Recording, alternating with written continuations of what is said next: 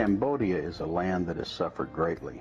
Between 1975 and 1979, the dictator Pol Pot, head of the Khmer Rouge, caused the death of 2 million people, or more than 1 out of every 4 Cambodians. Many died at killing fields across the country like this one outside the capital of Phnom Penh.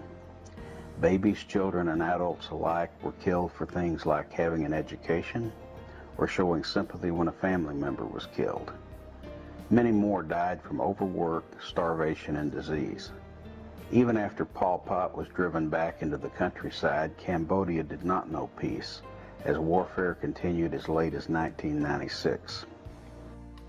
The effects still persist today. Cambodia is a country struggling to recover. It is one of the world's poorest nations. While some nicer houses can be seen in the countryside, most houses in the villages are thatched huts without running water or electricity. Per capita income is only around $300 per year, and 40% of the people live below the poverty line. Even in the capital of Phnom Penh, a typical salary may be $45 per month. That is barely enough for a Cambodian to live on. Those who earn more usually send much of it to help their family in the provinces. Despite its history, Cambodia has rich traditions and culture. Dancers like these still perform traditional dances throughout the country. Cambodia also has a rich tradition of music, art, and theater.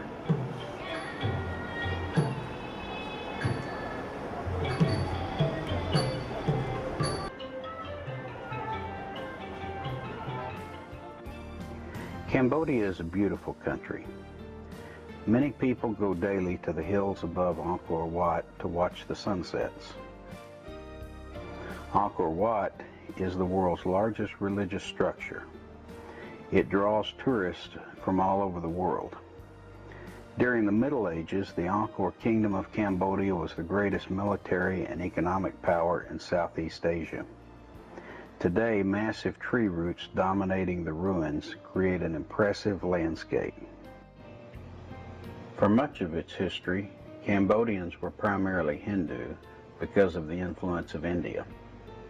Later, Buddhism became dominant, though the reasons for that are not entirely clear.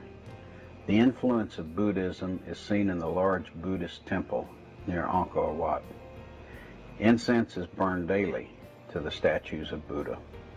But that doesn't tell the whole story of religion in Cambodia. Much of their religion comes from ancestral pagan worship. They're animist. Very few of them know what Buddha taught, or what Buddhism is. For example, the monks here sell little amulets as protection against evil spirits. They believe the evil spirits control everything. They make sacrifices regularly to their ancestral spirits. I mean, they believe that they directly intervene in the lives of the people. So they all live in fear. They're afraid. A country like Cambodia has many needs. Partners in Progress is finding many ways to address those needs, both physical and spiritual. We started a rice cooperative. It helped a village church who were basically going hungry. They were borrowing rice at 300% interest, never got out of debt until finally the one who was loaning the rice would come and take their land and leave them destitute without anything. We started a nutrition project for children under 12 years old. We're feeding now somewhere around 400 kids. We had a physician from Scott White Hospital, pediatrician. She spent a month with us evaluating the health of the children. Found out that 63% of the kids that she evaluated were seriously malnourished. And we try to do things where we don't create dependency. There was recently some drip irrigation project started. It's a process of using some plastic tubes and buckets. This cost about $10 or $12 to set up one of these gardens that'll feed a family of 7 to 12 people. Village churches are a real phenomena in my experience.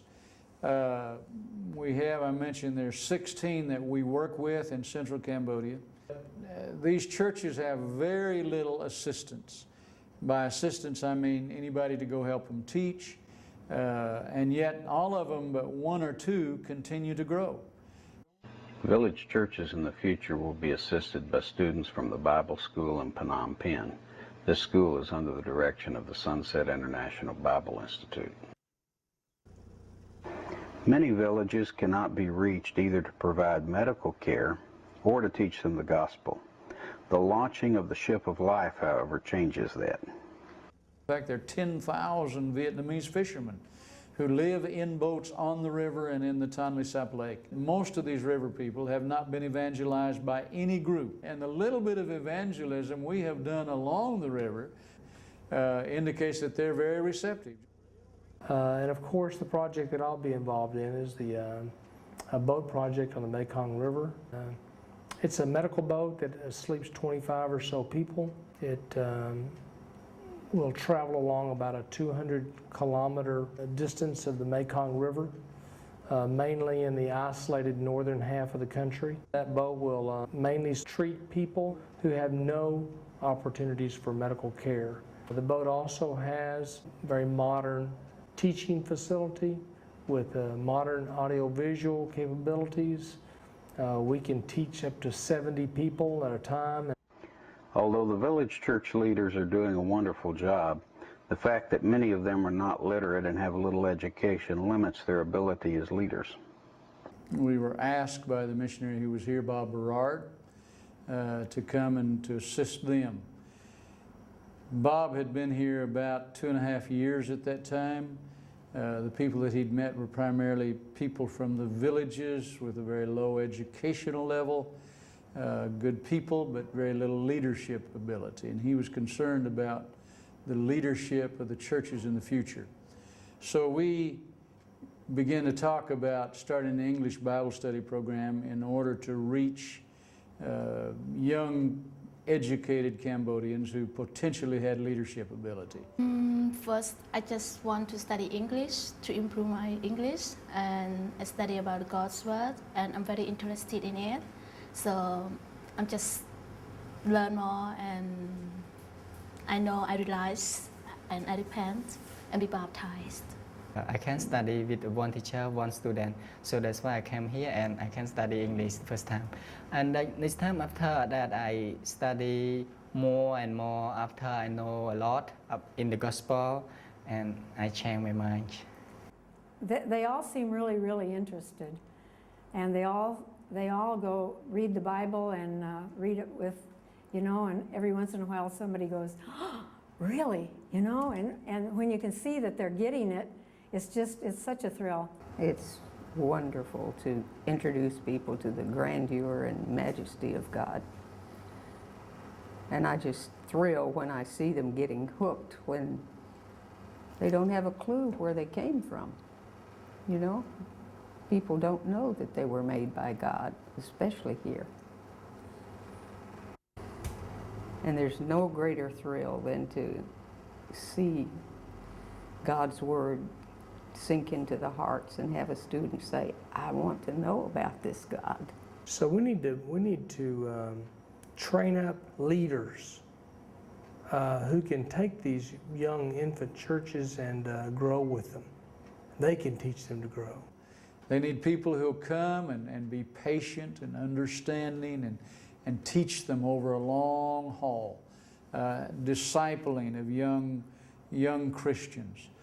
There's a tremendous need for teachers, as I've already mentioned, who would evangelize, evangelistic teachers who'd reach out to all of these people that will listen to you and to share the gospel message with them for the very first time.